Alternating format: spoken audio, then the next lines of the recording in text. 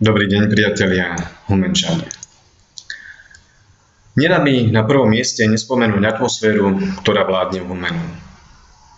Bol som nejaký čas pracovne odcestovaný v zahraničí a keď som sa vrátil domov, prekvapilo ma, ako sa ľudia boja otvorene hovoriť o verejných záležitostiach, lebo by im to mohlo uškodiť, prípadne mým blízkym, najmä pri práci vo verejnej správe. Atmosféra strachu však nemôže trvať na veky, ba ani príliš dlho. Strach sa vždy obráti proti tým, ktorí ho šíria. A tak to bude aj v Humenu. Strach paralizuje aktivitu a dynamiku. A to si už naše mesto nemôže dovoliť, pretože vo všetkých rebríčkoch sa prepadávame na úplné dno. V transparentnosti sme na úplnom chvoste.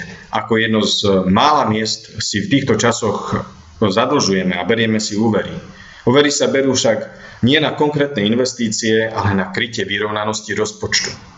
Je až alarmujúce, že nový primátor si nájde sekeru v rozpočte vo výške takmer 900 000 eur, ktoré bude musieť každý rok splácať.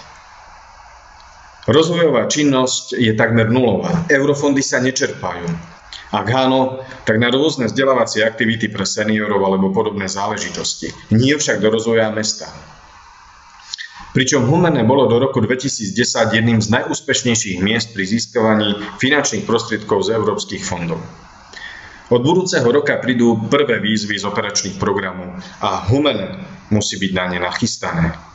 Sú to jedinečné finančné zdroje, ktoré nezaťažujú rozpočet ani daňových poplatníkov a môžu slúžiť ako rozvojový impuls. Čo je ale úplne najhoršie a čo ma najviac mrzí, je ubúranie už aj tak mála pracovných miest. Nezamestnanosť atakuje 20% a dovolím si tvrdiť, že obrovská masa ľudí vycestovala za prácou do zahraničia alebo do iných regiónov. Mladé rodiny sa trhajú. Možno už každý z nás má skúsenosť s rozvodmi v našej blízkosti. Deti nespoznávajú svojich rodičov, matky odchádzajú do Rakúska starať sa o ich dôchodcov, pričom deti nechávajú na krku svojim častokrát aj nevládnym rodičom. Toto je reálny život Humenom, nie pestrofarebné brožúry či plagáty na každom stĺpe. Ale som presvedčený, že aj pre Humene prídu lepšie časy. Budú prichádzať slušné a dobre platené pracovné miesta. Rodiny budú pokope, zabezpečí sa dostupné bývanie, vzdelávanie a starostlivosť o zdravie.